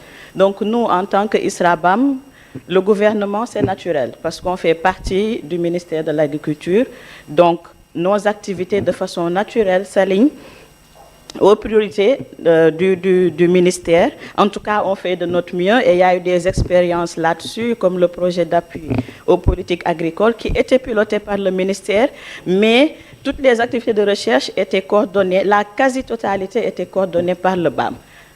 Donc les activités de terrain, c'est nous qui les faisions, c'était autour des chaînes de valeur céréalières, mais aussi les semences. Et dans ce projet aussi, on a eu le secteur privé dans nos activités, parce que tout ce qui concernait le secteur semencier, on a vu près de 100 multiplicateurs de semences et centres de triage, discuter avec eux. Donc ça, c'est dans la phase recherche, collecte de données.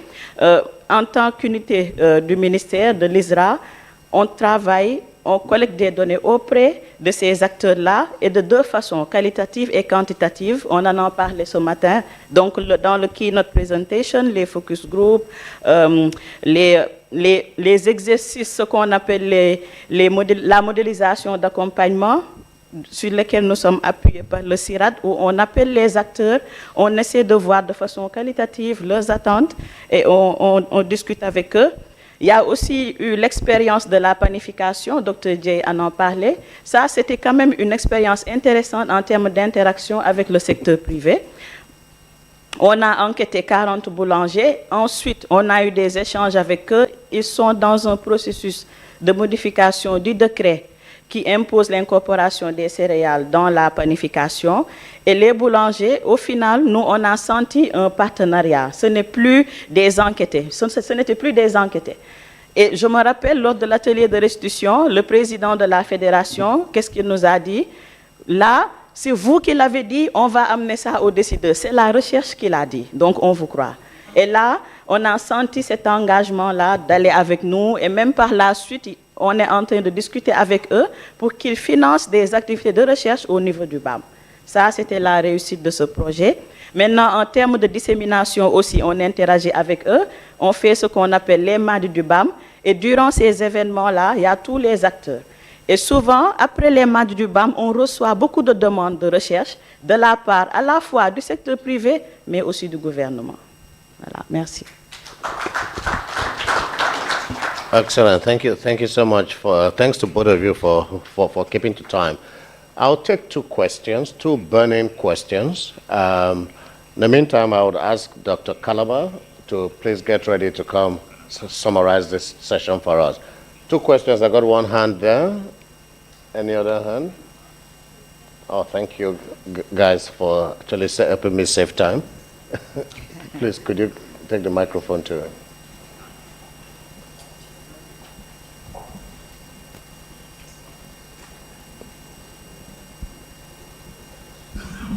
Bonjour toute la salle, bonjour à l'assistance, bonjour au présidium, bonjour aussi aux modérateurs. Je remercie Associé pour votre bonne organisation. Nos étrangers sont très contents de cette organisation. J'ai suivi les 3 jours des panélistes, j'ai suivi la salle, j'ai suivi les orateurs, mais il y a certaines choses que je n'ai pas entendues, par exemple. Les grands problèmes des agriculteurs, par exemple l'accaparement des terres en Afrique, et les conflits entre les éleveurs et les agriculteurs. Dans cette salle, ils ont fait le plaidoyer des agriculteurs. Puisque quand vous vous organisez dans des conférences comme ça, il faut inviter des agriculteurs, c'est eux qui sont dans le terrain. Puisque dans le terrain, l'agriculteur, par exemple, si on a parlé de changement climatique, c'est l'agriculteur qui connaît les bonnes semences et les mauvaises semences. La dégradation des terres sur les changements climatiques, les inondations, les pluies qui gâtent les récoltes. Il y a aussi les oiseaux migrateurs, les rats qui rongent, qui déterrent les récoltes, et beaucoup de choses pour les producteurs. Ça, il faut éviter les agriculteurs pour savoir ce qui se passe dans le terrain. Puisque le fonctionnaire, lui, il est dans son bureau, il a l'ordinateur, il a le climatiseur, il a sa belle villa, il a sa belle voiture, mais il ne sait pas ce qui se passe dans le terrain. C'est l'agriculteur qui est sous le soleil, qui sait ce qui se passe sur le terrain. Parce qu'on a fait beaucoup de déclarations. Ouais. Les déclarations de Nairobi, qui diffèrent de la déclaration d'Abuja, la déclaration de Malabo, de Kampala, mais toutes ces déclarations, des fois, on organise des forums, des séminaires, des conférences. Mais il faut qu'il y ait une exécution de suivi.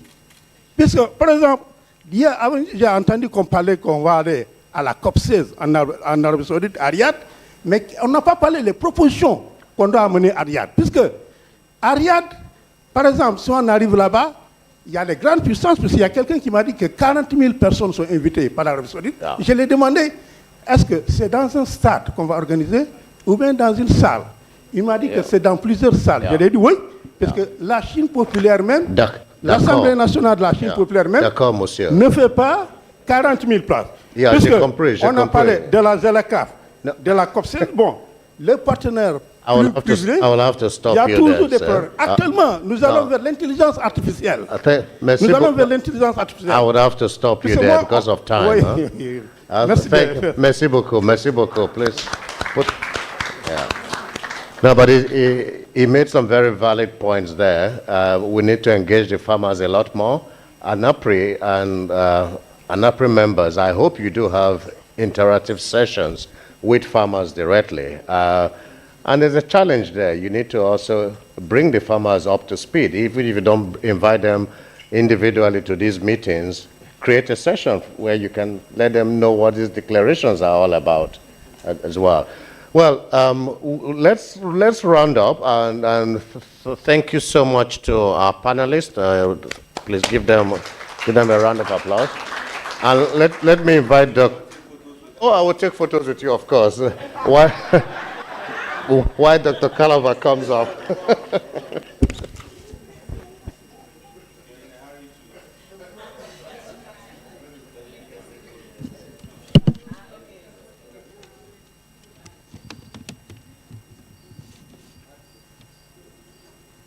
Should I?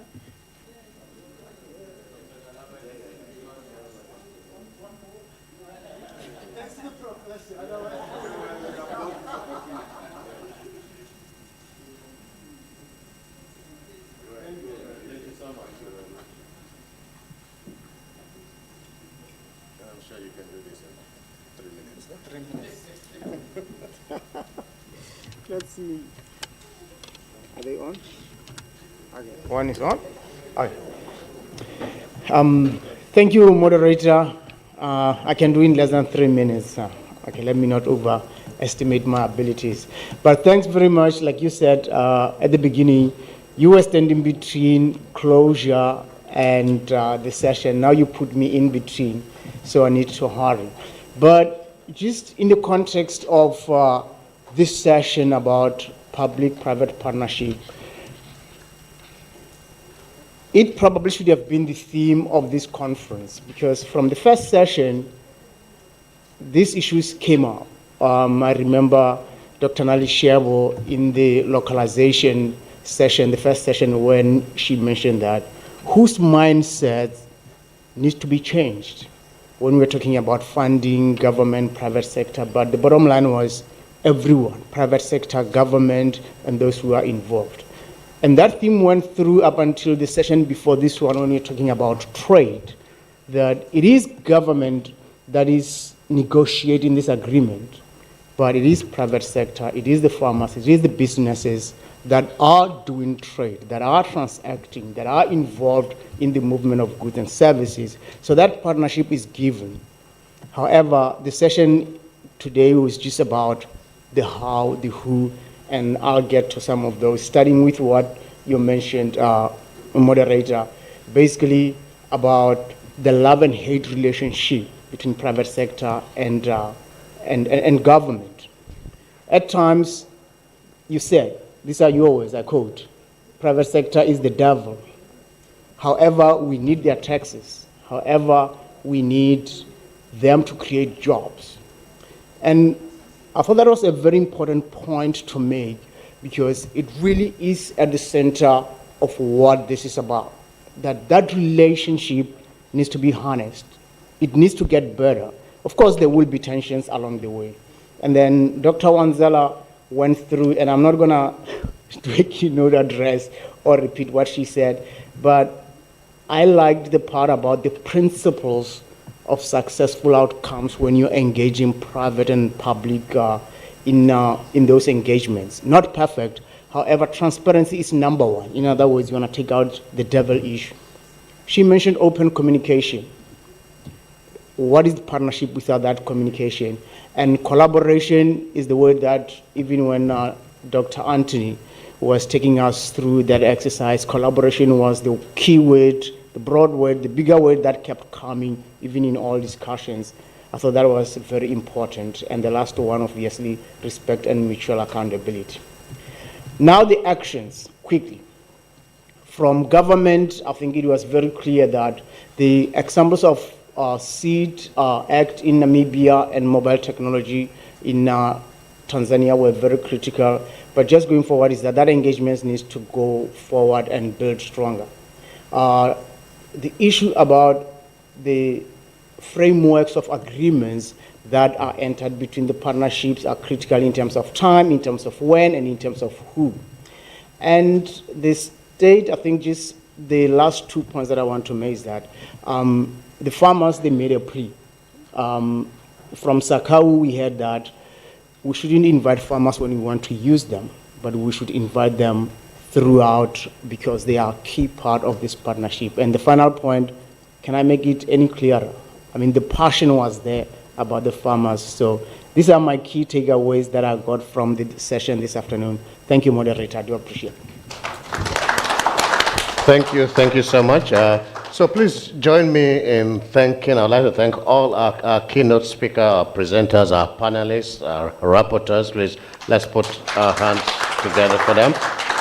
I think you also need to applaud yourself. You have been engaging, you've participated, and you have been patient. And I hope this session has been extremely useful to you all. And thank you to the organizers for giving me the opportunity to moderate this session. So enjoy your tour, enjoy your lunch, safe travels to those of you traveling. Thank you. Thank you. Thank you, Dr. Larry. Thank you, Dr. Calabar.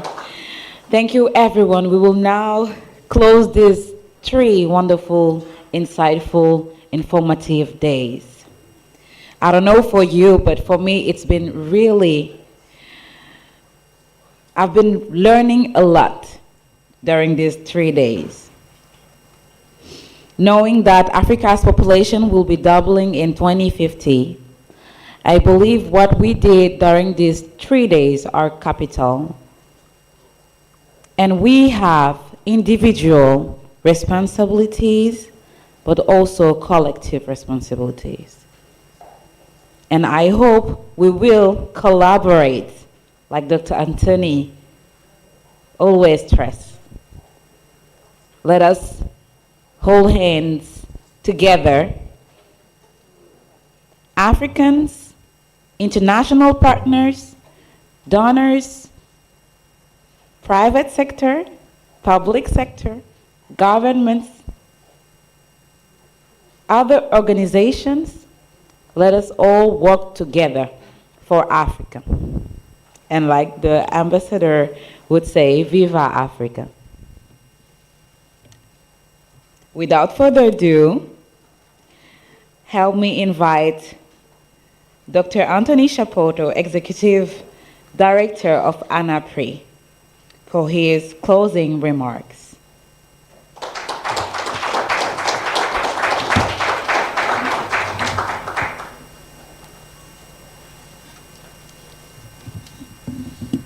Thank you very much. I'm not going to give you any keynote.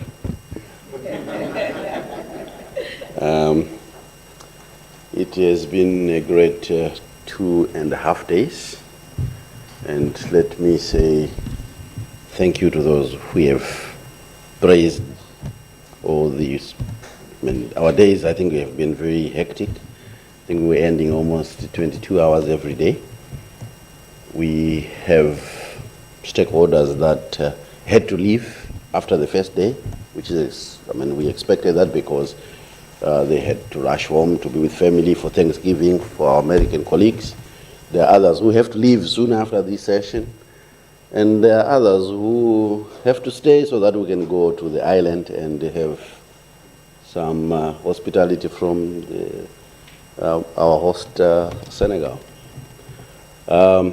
See, the 3 days for me couldn't be a success if we didn't work with a number of partners. You know, they always say that if you want to go far, if you want to go fast, go alone. But if you want to go far, go with others. And that is what we at ANAPRI are trying to do. That's our vision, to ensure that we partner with other institutions that have either similar or that are within the space where we work. We also want to make sure that we work closely with our governments, because the government is very important, because they're the policymakers. And I'm pleased, I think the farmer was very passionate. And let me say, in ANAPRI, you have your friend. Our centers thrive to work with you and all those that when we write our papers and talk about impact, we want to work with those that are affected. And I always say we interface with food almost 3 or 4 times a day. So farmers cannot just be there. They are the ones who are responsible for our upkeep every day. So they need to be part of the conversation. This is why we, as ANAPRI, in partnership with the African Union, and also we are bringing a coalition together to make sure that we implement the Farmer Know Your Soil, because this takes us to the level where we have to discuss with the farmers. It's happening in Zambia, and I can tell you that it's fantastic. When you discuss with those farmers, you learn quite a lot, and your research becomes even more richer and more relevant. It's not just the R squared or the significance level, no, or the distribution. It's about real people, real things, and also you nuance your findings with real things in the field. Private sector. You see, I've always said that with private sector, these guys are in business. If it doesn't pay, they won't work with you. So you have to try to, you see, that value proposition. What is it that you are bringing them on board for them to support you? And I'm pleased I managed to convince one private sector to fund one of the activities here, ISDA. I said, you are in this soil space, and I want you to come and interact with our researchers. And we are setting up a Farmer Know Your Soil. And I know I had been working with them over time, trying to develop this thing. And they said, yep, we'll give you something. But I always say to Bruce, you gave me too little. Next time I want more. Thank you very much, ISDA, for the support. And our colleagues at AGRA. I reached out to some colleagues and I said, you see, we have this session on trade and markets. Can we partner? And that's why I say when you have colleagues and partners and people you talk to, they said, we'll come back to you. And guess what? After they came back, they promised me just a little. But after discussing more, they gave me much more. And thanks, Agra, for that. And I'm sure we will continuously develop our relationship to ensure that we get there as African partners. FAO, the same thing. We went through a discussion. When we partnered on the last session, that is the first session of today, we partnered with FAO, and the conference became a success. CADESA, we discussed, and they managed to put some resources to fund government people to come to this conference. Our host is Rabam. I tell you, you know, it's I have been it's called blown off. Is it blown off or blown away? What is it? I don't know which is correct. The center has been fantastic. They put resources on the table. I know as to talk about who within Senegal helped put these resources on the table. We have a banner, I think, that it talks about all our funders. I may not be able to articulate everyone. Our centers themselves, they funded people to come to this conference. Our partners funded themselves to come to this conference. Let me say, on behalf of the board, that I'm very thankful, and as the executive director of the Secretariat, we are innovating each day. We are trying to have programs and projects that support our centers. I think you saw 2 initiatives being launched here. Next time you'll find that we want to try to report results from those initiatives. What are we doing on Farmer Know Your Soil? What are we doing on the Modeling Service Center? Because it's very important to always give feedback as we implement these new projects. I think I would like to stop there and invite my chair to Dr. Thomas Philip. He's my boss. I would like him to do the official closing remarks. Thank you.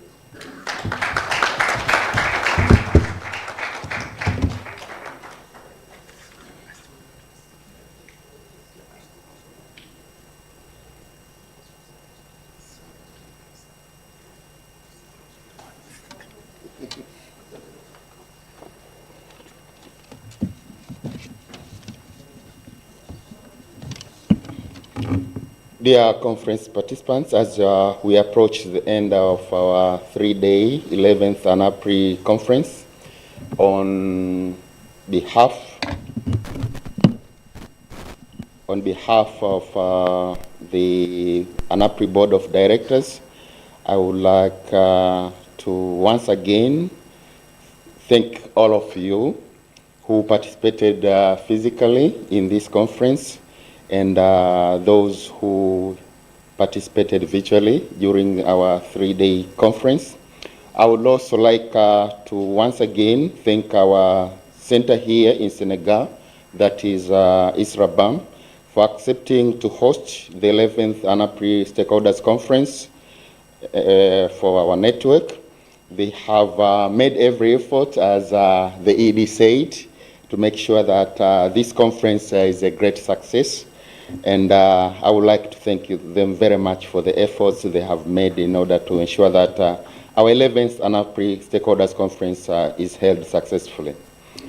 And as the ED said, there are a number of stakeholders, other stakeholders and partners who in one way or the other have facilitated this conference in various ways, including funding. And just like our center in Senegal, I would also like to take this opportunity to thank them very much for their contributions in making sure that the 11th annual stakeholders conference of our network, that is ANAPRI, is held successfully here in Dakar. During the past 3 days, we have discussed a number of issues which are crucial for the agricultural policy space in Africa. The conference, has, among other things, managed to showcase the good work being done by our 16 centers in Africa. And I would like to urge the centers to continue doing the good work they have done, which we have witnessed during the 3 days, the results of that work. And by doing so, I believe that the relevance of our network to various stakeholders within and outside Africa will be enhanced. And during the 3 days, as the ED said, we have also, in addition to the presentations, which we listened to here and the various discussions, we also witnessed the launch of two main things. And on Tuesday, there was a launch of the Farmer Know Your Soil initiative. And yesterday, there was another launch for the Modeling Service Center. And the Modeling Service Center is very important for our network, as we as a network, in order to ensure that we produce quality work, which is important for quality advice, policy advice that is, we need to have the right tools in place. And I believe the Modeling Services Center will enhance our ability to do the job we are supposed to do as a network by generating the evidence required to advise the policymakers in agricultural sector in Africa. After saying that, I would like to once again thank all of you for taking interest in our work, participating in our conferences and other activities we do as a network. And I would like now to thank you very much for your kind attention to my brief closing remarks. Thank you very much.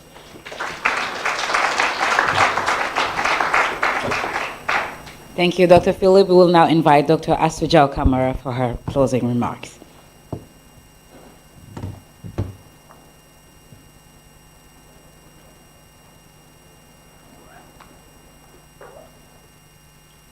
Merci. Ça veut dire ce que ça veut dire. I invite you to put your headphone because I will speak in French. It will be the last speech, the last official form of speech in French for our conference. Merci à tous. Cher président du conseil d'administration de ANAPRI, chers collègues, distingués invités, mesdames et messieurs, au nom du directeur général de l'ISRA, au nom de toute l'équipe organisatrice de cette conférence et à mon nom propre, directrice de l'ISRA-BAM, membre de ANAPRI, je tiens à vous remercier chaleureusement pour votre participation active et votre engagement tout au long de cette conférence. Nous avons vu au cours de ces derniers jours, nous avons exploré ensemble des thématiques cruciales pour l'avenir des politiques agricoles et de développement en Afrique. Vos contributions ont non seulement enrichi toutes les discussions, donc tous les panels qui se sont succédés, mais elles ont également jeté les bases de nouvelles idées et collaborations pour répondre aux défis qui nous attendent. Je voudrais souligner deux choses qui m'ont marqué ces 3 jours. Ô combien les perspectives que nous partageons au regard de la diversité des contributions, que ce soit des chercheurs, des décideurs, des politiques, nous nous rendons compte que les solutions locales et adaptées sont essentielles pour répondre aux besoins de nos communautés africaines. La deuxième chose est que cette conférence des parties prenantes de ANAPRI montre la force du réseau et la force du consortium. Cette conférence a démontré une fois de plus l'importance de la collaboration. ANAPRI n'est pas seulement un réseau de recherche, c'est une communauté qui œuvre ensemble pour façonner un avenir meilleur. Pendant 3 jours, nous avons parlé de comment est-ce qu'on peut accompagner les transformations de nos économies agricoles. Alors que nous clôturons cette édition, je vous invite à considérer au moins une chose, que le véritable impact de cette conférence repose sur la manière dont nous traduirons nos idées en action. Cela a été dit dès l'ouverture.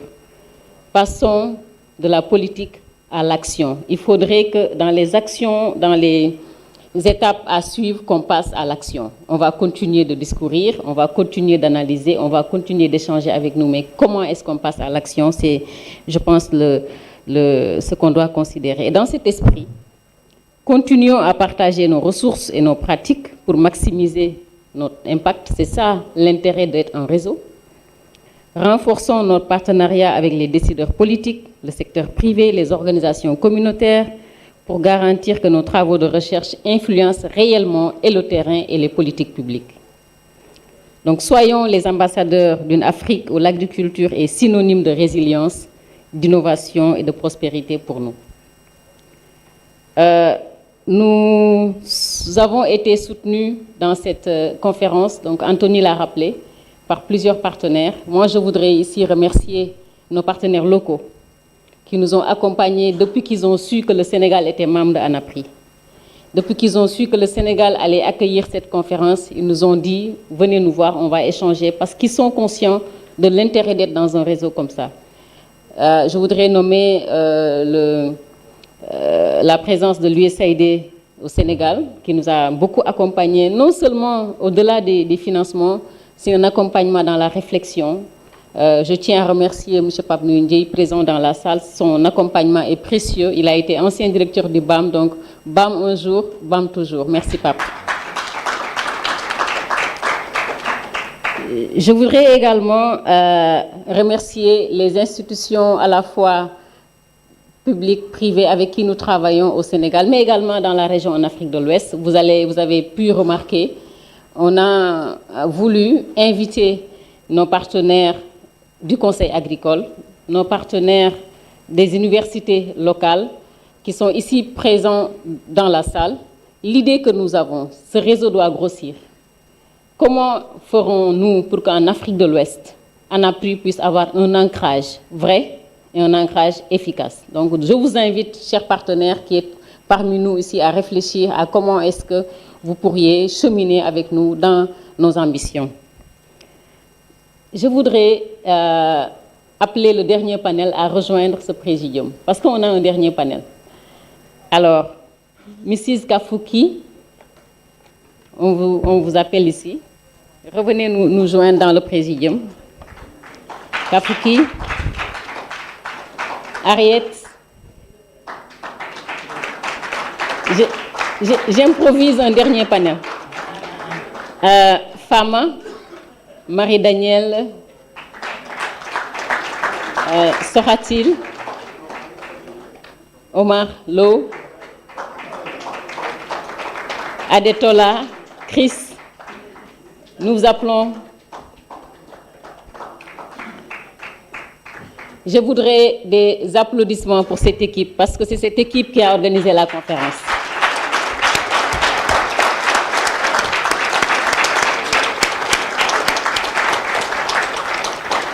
Nous vous remercions beaucoup. Cette équipe a travaillé depuis 1 an. Le lendemain de la déclaration de l'accueil de la conférence à Dakar, ils se sont mis en contact, que ce soit le secrétariat de ANAPRI, nos collègues de ICER, et puis l'équipe locale ici à Dakar, qui ont travaillé d'arrache-pied depuis, ça fait 1 an, donc nous vous remercions et félicitations.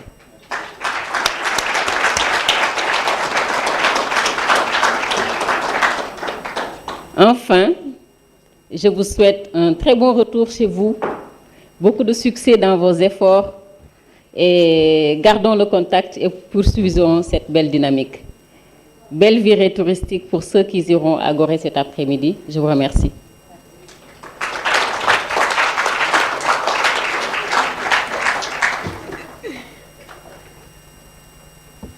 Thank you. Thank you to our dear Dr. Anthony, Dr. Damas, and Dr. Astujao for your closing remarks. I'd like to stress that communication is not just, as a communications professional, communication is not just exchanging information. It's about building bridges, creating understanding, and driving action. As Dr. Astu said, let us all start the action. Today, we communicate, for these 3 days, we communicated, we exchanged. Now is the time for action. Thank you all for your active participation and for being part of this journey. Together, let's continue to champion collaboration, amplify African solutions, and communicate a shared vision for a better future. I would like also to, for everyone that is going to Gorée Island, to bring their ID cards or passport with them. Also, we will be meeting up at 2:45 at the reception in order to leave. And I have one last activity for everyone. In Senegal, when we depart from somewhere, we say, "Mangi ñibbi."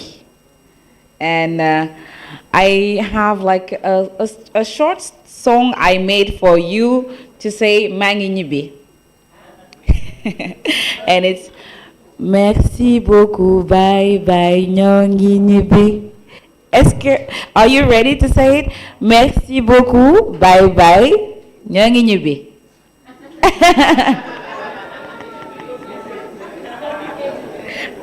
I want to hear you all say in 3. Merci beaucoup, bye bye, ñongi ñibbi. 1, 2, 3. Merci beaucoup, bye bye, ñongi ñibbi. Thank you.